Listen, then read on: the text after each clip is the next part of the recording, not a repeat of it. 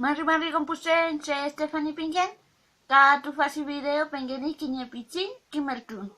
Hola a todos, mi nombre es Stephanie y en este video me gustaría compartir con ustedes una pequeña lección en Mapudungun. En esta lección queremos ver la partícula le.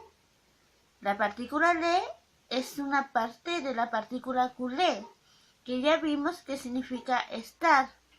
Ahora, cuando el adjetivo que yo quiero condicionar termina en vocal, no utilizamos el culé, sino solamente le.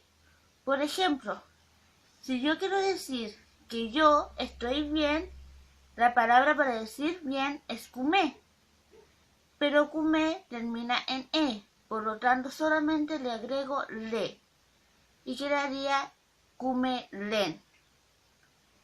Inse cumelen, yo estoy bien. A diferencia que, por ejemplo, la vez pasada vimos con la palabra cuchan, que es enfermo y termina en n, y por terminar en n se le aplicaba el culé, que sería inse cuchan culen, que sería yo estoy enfermo.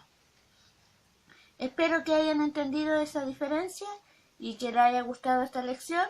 Bueno, si les gustó este video, dale like, suscríbete y cualquier otra sugerencia que quieras la puedes hacer llegar abajo en los comentarios o también por vía interna, ya sea por WhatsApp o por Facebook.